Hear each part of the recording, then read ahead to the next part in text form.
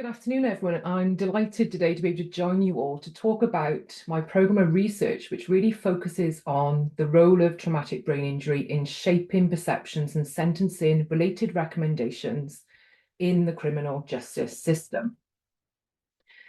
Now, we know that there is much evidence to show that traumatic brain injury can, in some cases, lead to a variety of cognitive and behavioural changes, such as impaired judgment, reduced impulse control, and increased aggression, which are all well established as risk factors for the involvement in criminal activity. And consistent with this, we know that the link between TBI and offending is now well established, with a variety of different types of studies in both adolescents and adult populations, indicating that TBI is associated with the increased risk of crime perpetration. And we also know that numerous studies have also documented a very high prevalence rate of brain injury in offender populations, typically around 50 to 80%, which of course those rates exceed or far exceed those you'd expect based on population rates. Now, we also know that those types of studies also show that offenders with a history of TBI are more likely than those without such history of brain injury to be repeat offenders and to have also committed crimes involving violence. And we also know that in incarcerated young people, TBI also appears to be highly prevalent, but also linked to a greater risk of violence. And more recent investigations in this arena of work has really focused or tried to draw our attention additionally to the need to examine offending in women in prison who also report a brain injury, especially thinking about the relationships between head injury, comorbidities, and disability. And we also know that the needs of those who have offended and who also report a history of brain injury are incredibly complex. And for example, we know that elevated rates of mental health problems, suicidality, drug and alcohol abuse have also been documented in those who have offended and who also report a brain injury. And again, more recent research around women with TBI in prison has also found high rates of prior mental health difficulties, historical sexual abuse, and severe depression. So the needs of those who have offended and who also reported traumatic brain injury are very complex. Now, in line with that evidence base, most of the research in this area to date has focused on the following things. So, for example, determining the prevalence of brain injury in prison populations, and then in turn, naturally, of course, trying to understand the mechanisms that may explain the association we are observing between those two things. And we also know that a great deal of effort has also focused on the development and then the subsequent implementation of screening tools to assist with the identification of brain injury related disability in, for example, prison, probation, and community settings. And then we know that a great deal of attention has also been paid on establishing specialist link worker services, or importantly as well, brain injury awareness training packages for prison staff and probation officers. Okay. But in contrast to that whole arena or body of work, I would argue that in relative respect, very little is known about the following things. So, for example, how defendants with a history of traumatic brain injury are identified and managed earlier on in the criminal justice system. Or, for example, how societal understanding, or indeed more commonly misunderstanding, of brain injury may affect offender management and treatment. Or, for example, how perceptions of brain injury may play a key role in legal decisions, which could include sentencing-related decisions and recommendations. And we also know very little about how jurors and other key decision makers, so for example, magistrates, judges, other key individuals within the court system, how they actually perceive TBI-related disability. Now, in terms of legal decision-making, there have been a number of relatively recent initiatives to raise awareness of and attention to ABI amongst sentencers, so magistrates and judges. And for example, the Judicial College includes acquired brain injury in their Equal Treatment Bench Book, and they make suggestions for reasonable adjustments, including, for example, delaying the hearing if the person is still at a rapid improvement stage following sustaining a brain injury, or for example, the need to take regular breaks during court proceedings, or ensuring that the room is quiet and without distractions, or the need, for example, to speak slowly, clearly, and using short sentences which make one point at a time. And similarly, we know that the Sentencing Council includes acquired brain injury now in its overarching guidance in sentencing offenders with mental disorders, developmental disorders, or neurological impairments, with the overarching position or the principle being that if an offender has an impairment or a disorder, it should always be considered by the court, but it would not necessarily have an impact on sentencing recommendations. However, whilst these guidelines include information around acquired brain injury, they do not include evidence about how acquired brain injury may impact on offending. It simply draws attention to it. So therefore, whilst the Sentencing Council guidelines recognise that mental illness or disability, which is where acquired brain injury sits in their guidance, and they recognise it could be considered as a mitigating factor, so a factor they may indicate lower culpability, it is unclear really how decision makers view and perceive ABI-related disability, or how they understand it as a condition, or how they may in turn, where appropriate, adjust for how ABI might be relevant to, for example, prosecution or sentencing decisions. And really, how jurors and other key legal decision makers evaluate acquired brain injury and how it may feed into sentencing-related recommendations is a really important consideration, especially as we know that significant misconceptions about the long-term psychosocial consequences of brain injury exist in both layperson and non-expert populations. So in other words, we know that there are significant misconceptions about the nature of TBI and its resulting impacts. However, what we also know is that that lack of knowledge and that lack of understanding around brain injury also extends to healthcare and other professionals, including those who are working within a criminal justice setting, for example, prison and probation settings. And to illustrate, there was a study conducted in the US back in 2013, and they found that health professionals working within the prison sector in the US held multiple misconceptions about brain injury. And the health professionals were, for example, social workers, psychologists, and nurses. And even though they found that the misconception rates differed across those health professionals, depending on whether they had prior exposure or familiarity with brain injury, most participants still held multiple misconceptions. And what they also found was that almost 2/3 of those health professionals reported feeling that they received inadequate training to work with those who had offended and who also reported a brain injury. And we know that similar findings to that study have been found elsewhere, including closer to home. So if you take a study by O'Rourke back in 2018, they evaluated probation officers' perceptions of brain injury in Northern Ireland. And again, they found evidence of significant training deficits. So even though 77% of those probation officers who they sampled reported that they had worked with someone who had offended and who also had sustained traumatic brain injury, only 7.7% of those had received any form of training about brain injury. So consequently, poor awareness of brain injury, coupled with inadequate training and awareness, a lack of screening, and poor access to treatment likely poses significant barriers for those with brain injury who enter the criminal justice system. However, in addition to the need for things such as early screening and the need for improved training and awareness within, say, for example, probation and prison staff, we also need to draw attention to key legal makers' attention to a defendant's brain injury, so that TBI-related disability, where appropriate, can be fully factored into key legal decisions, which of course may include sentencing decisions. Okay. But on that point, it is really important for us to consider how there is a distinction to be drawn between attending to something and then appropriately adjusting for something in turn.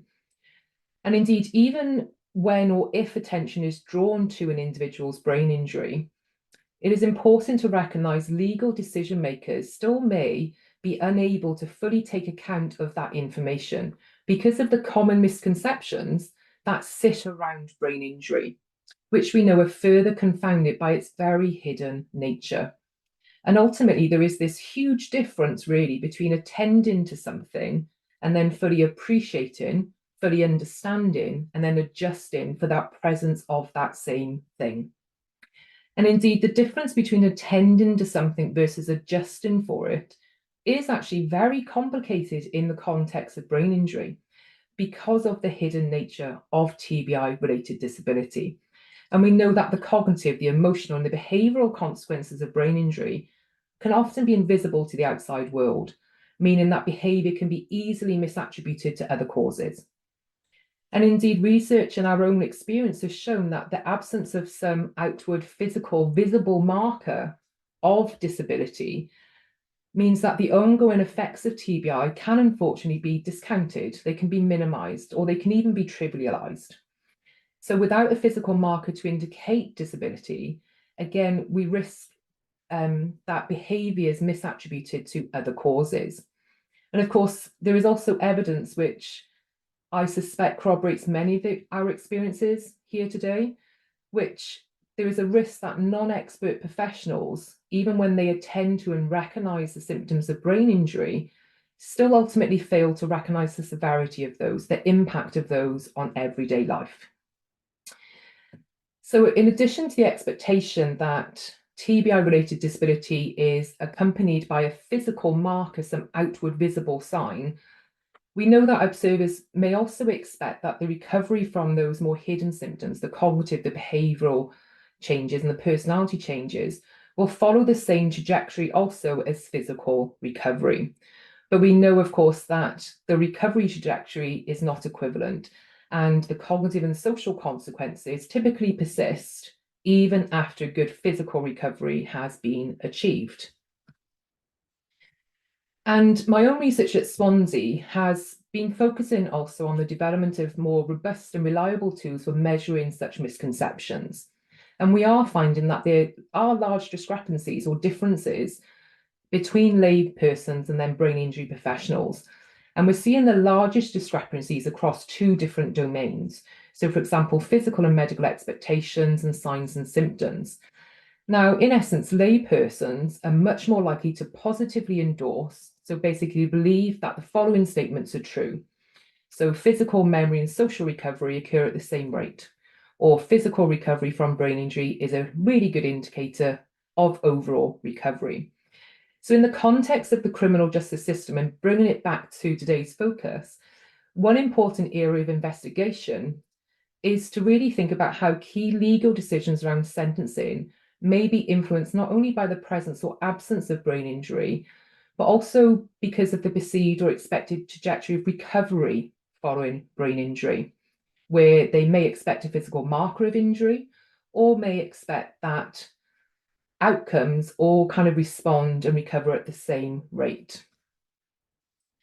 So given this, the overarching program of work that I've been conducting recently has all been focused on trying to think about how a defendant who is presented with a history of brain injury is or may be evaluated in the criminal justice system. And that overarching research question has led to us to kind of ask a series of really interesting questions. So, for example, well, how might perceptions of a defendant's brain injury influence participants' responses to a magistrate's sentencing verdict? Or, for example, how might the invisible nature of brain injury-related disability impact on awareness and understanding of that defendant's brain injury? Or, for example, well, how can we better support outcomes and support fairer treatment for those with traumatic brain injury in the criminal justice system? And we've also been asking the really interesting question of, do we need to contextualize information about brain injury so that legal decision makers can not only recognize and attend to that as a condition, but also then adjust for it and the ongoing effects on an individual's behavior? So on that theme, I'm going to present the outcomes of two specific studies today. to illustrate how we've really approached addressing or answering some of those questions. So the overarching aim of the first experiment was really, like I said, to investigate, well, how is a defendant who presents with brain injury evaluated? And in this particular study, we really wanted to explore how a physical marker of TBI disability, alongside the expected time course of physical recovery, affected participants' perceptions of a magistrate's sentencing decision. Okay. And we focused on the Magistrates Court in this context because all cases start in the Magistrates Court, but also we know that 95% of them are also adjudicated and completed in that environment as well, in the context of the UK. So to investigate that question, we created an experimental design whereby participants were randomly allocated to one of 4 different conditions. Okay, and our participants were drawn from the general population, and we were asking them to make to rate their perceptions of a magistrate's sentence. So just briefly, our first condition was basically a control condition. And we presented information about a defendant, and there was an absence of any information at all about brain injury. So that acted as this control condition. In condition 2, we presented the defendant as having sustained a traumatic brain injury previously, and we provided a very short factual description of some of the hidden cognitive and emotional symptoms that they were experiencing. In condition 3, the defendant was again presented as having sustained a TBI. We provided the same factual description, but this time we also supplemented it by saying that they had experienced physical symptoms, that these had resolved at the point of the charge or the offence taking place. And then in condition 4, it was exactly the same, but this time the ongoing physical difficulties were described as being ongoing. So they had not resolved. There was still an ongoing outward physical marker of injury. And we embedded that information in a fictional magistrate's case and sentencing remarks portfolio. And this fictional magistrate's case was based on an example case, a real case, and we also sought feedback from a magistrate to ensure that our materials reflected the deliberation process that actually takes place in a magistrate's court around pre-sentencing reports and so forth. So we opened the magistrate's case with a case description. So we explained that it was an assault occasioning actual bodily harm. We provided brief details about the defendant and the victim and the circumstances in which that assault had taken place. The next thing is that we presented our participants with information about the aggravating and mitigating factors that were relevant to that case. And again, reflecting the actual deliberation process that takes place in a magistrate's court. So when we talk about aggravating factors, it was things like it was an unprovoked attack or it caused significant harm. And then mitigation or mitigating factors are things like it was a first offence and they pleaded guilty at the first opportunity. And then in addition to the core set of aggravating and mitigating factors, we then presented TBI as an additional mitigation, of course, only to individuals in the conditions involving TBI. After that, we then presented the Sentencing Council guidelines, which included the options available to the magistrates in terms of sentencing and the variety of outcomes available to them. And then we handed down the magistrate's sentence, which was a 13-week suspended custodial sentence.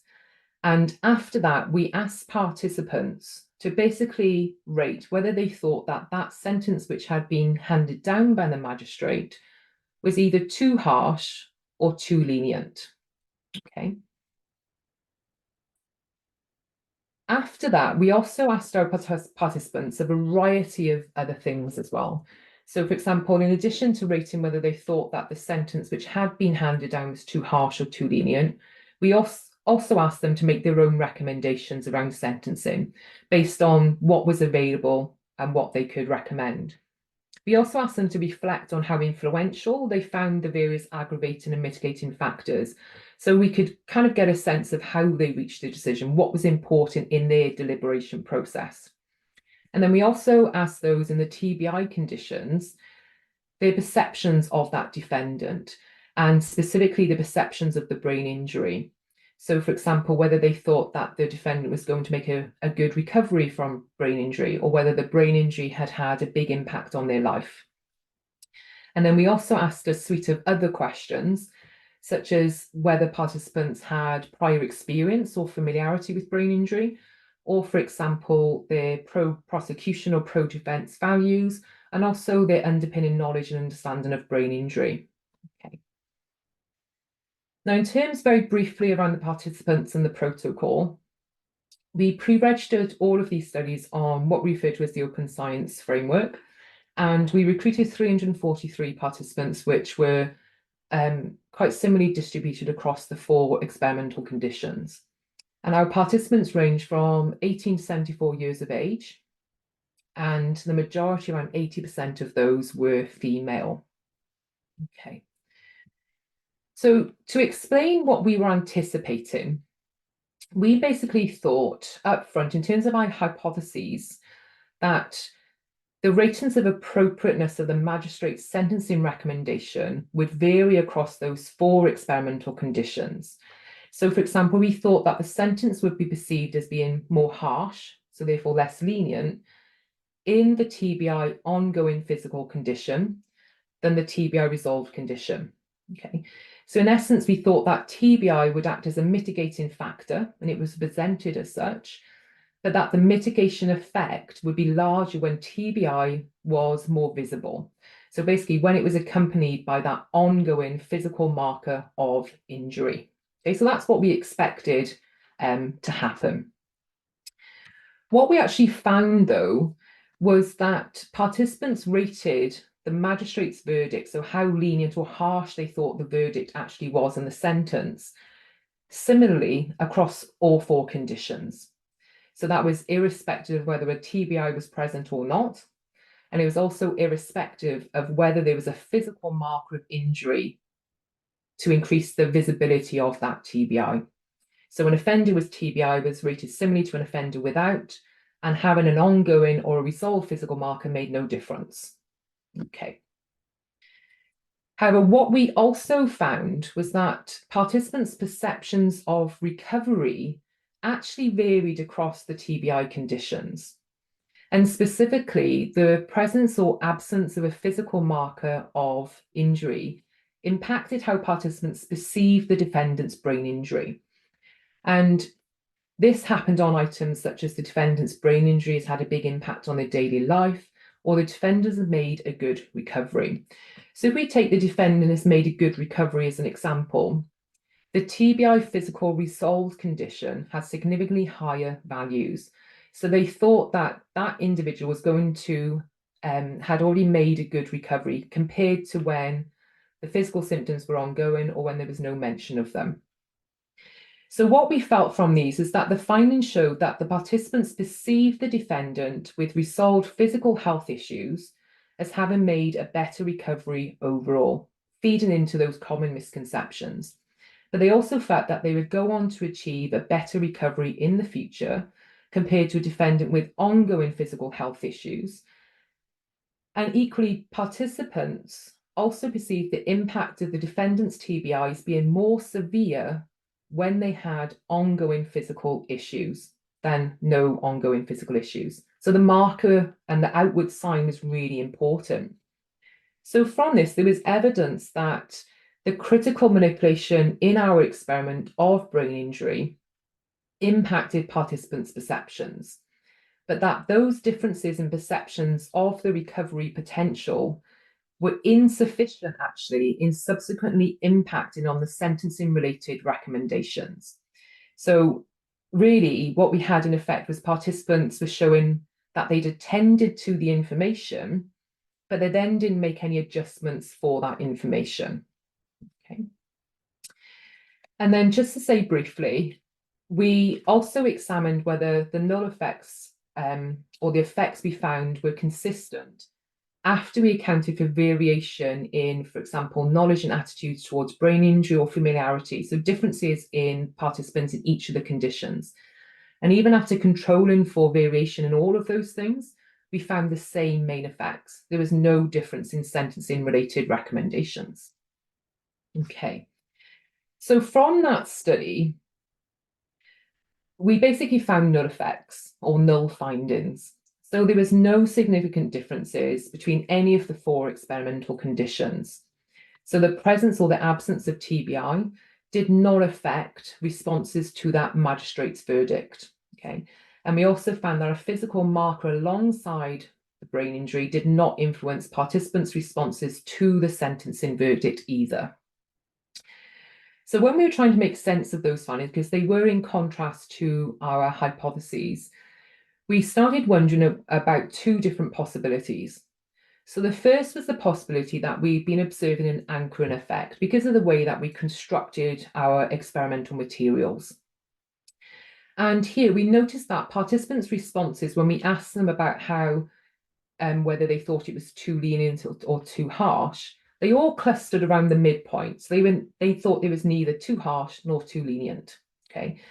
And we wondered whether that really reflected the fact that we presented the magistrate verdict, and then there was this deferral to the professional's opinion. So there was an anchoring back saying, yeah, that seems about right. Okay. But we also wondered whether a second explanation might have been that we know that perceptions of recovery varied across conditions.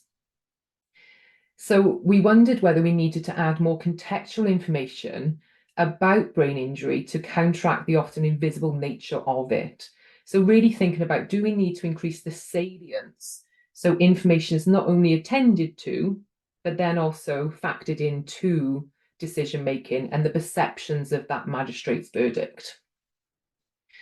So within those 2 possibilities in mind, we continued with a second experiment. And again, the overarching aim of this experiment was again to investigate how a defendant with TBI is presented with a history of brain injury. But this time, we adapted our experimental protocol to include a decision point, which happened before we revealed the magistrate's verdict. So we could explore whether there was an anchoring effect. And what we also did was to investigate the impact of adding further contextual information, so basically education about TBI. Okay. And very briefly, we achieved this similar to the last study by creating an experimental design, and this time we had 3 different conditions. And again, participants were allocated to one of the 3. So we had a no TBI condition where we presented, like before, no information at all about brain injury. In our second condition, we had TBI no education. So again, we outlined TBI as an additional mitigating factor, but we provided no contextual information or further education. So basically what we did before, just a factual description of how they were experiencing their brain injury. But then in the third condition, we outlined TBI as the additional mitigating factor, but then followed that up straight away with a short educational video about brain injury. And just to say that all of those conditions, they all received some form of video, but one was a filler video and one was specifically about brain injury. And I'll explain that in a moment. So again, we used the same fictional case scenario, started with the case description. We went on to the aggravating and mitigating factors, which are considered as due part and process within a magistrate's court. And TBI was again presented as additional mitigating factor in the 2 conditions involving TBI. And it was at that point that we presented the video. So the filler video was basically an animated and factually oriented animation, which talked about what a person can expect if they attend a magistrate's court. Whereas the TBI education, it was similar in style, it was animated, it was still factually oriented, it was a very similar length and duration, but it covered the main causes of brain injury, including the consequences which touched upon physical, the invisible impacts, and the social impacts. Okay. And then after that video, we returned to the same protocol as before, where we had the Sentencing Council guidelines, and then we had this new decision time point, which is before the magistrate's verdict was revealed. We asked them to say, well, how severe do you think the sentence should be? Okay. Then we revealed the magistrate scenario, and they again then made a judgment on whether they thought it was too harsh or too lenient. Okay. And then, as before, we also asked the whole variety of other questions as well, so we could control for the influence of other potential confounding variables, such as differences in familiarity with brain injury. Okay. Similar participant recruitment protocol. This time we had 405 participants, again, equivalently distributed across the conditions. And there was a very similar demographic profile to study 1. So again, 18 to 74 years of age. And again, at this time, around 73% were female. So they're very similar demographically. Okay, so in terms of our hypothesis, we thought in this instance that participants would recommend that the sentence should be more severe in the no TBI control condition, followed then by the TBI no education, and then the TBI education condition. So again, we thought that TBI would act as a mitigating factor, but that the effect would be more pronounced when information about TBI was accompanied by that contextual information, so the educational video to help them understand brain injury further. And in terms of what we found in this particular experiment, we did find a significant main effect of brain injury on sentence severity rating, so how harsh or lenient they thought they should be.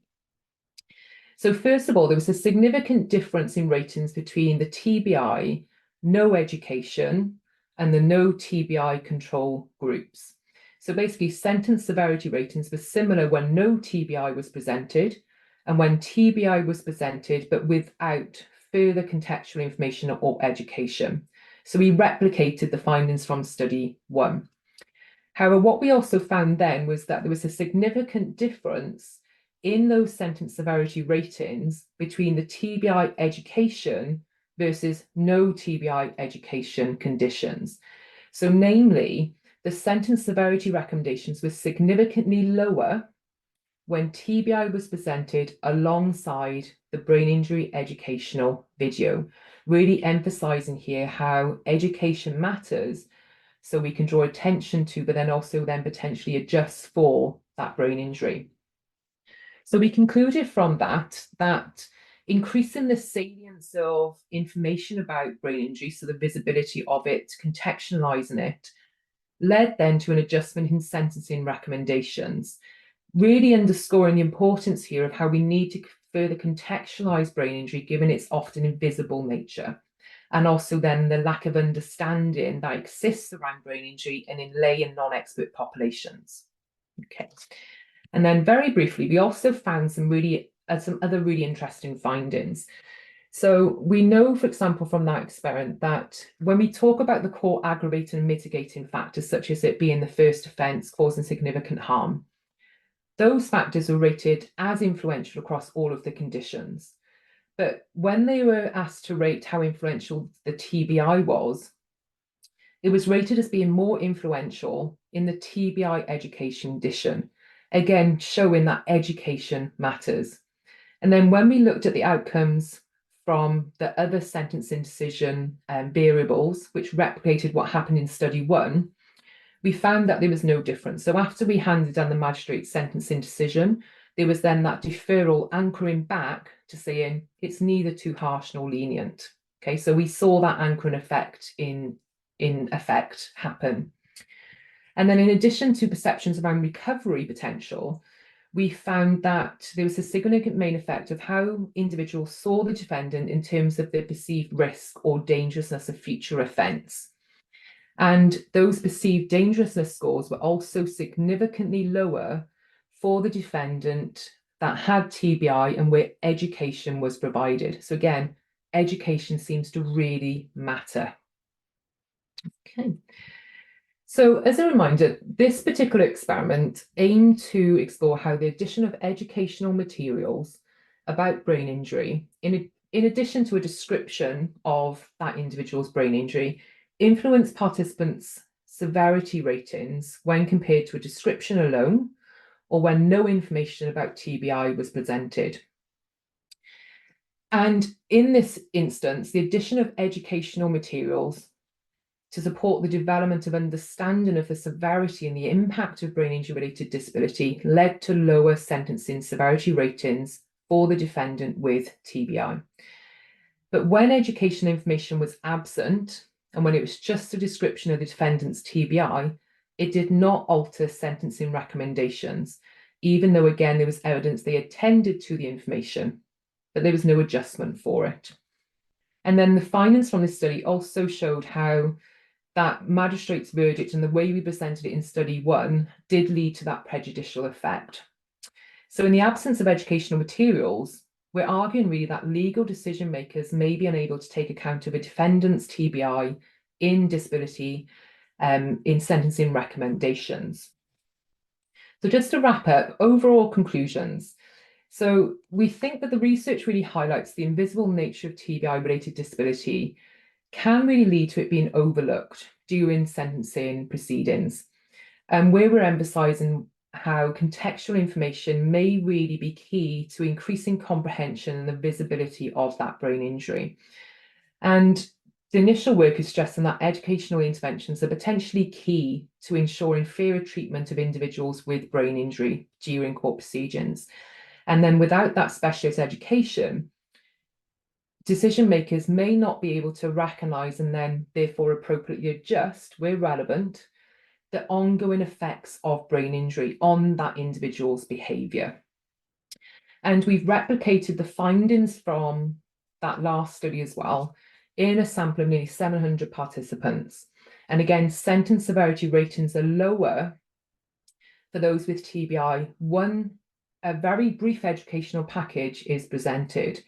So in other words, this inclusion of education about TBI leads to lower sentencing recommendations, or more appropriately, not just attention, but developed understanding of that brain injury. And then what we've also found is that a personal narrative about brain injury does not seem to lead to lower sentencing recommendations compared to a non-narrative story. Really evidence that education is the most important thing, not necessarily the type or the format of delivery of that education. So main point, education seems to really matter. And without simply presenting information about brain injury or including it in benchmarks, doesn't necessarily mean it will be attended to and then appropriately adjusted for. So just want to say thank you ever so much for listening. And just to recognise my co-authors and collaborators, so Dr. Anna Bryant, Dr. Ruth Horry and Professor Andrew Worthington, as well as the main sponsors for the research, Swansea University and Headway. And we've also received funding from the variety of organisations that you see on below your screens as well. Okay, thank you.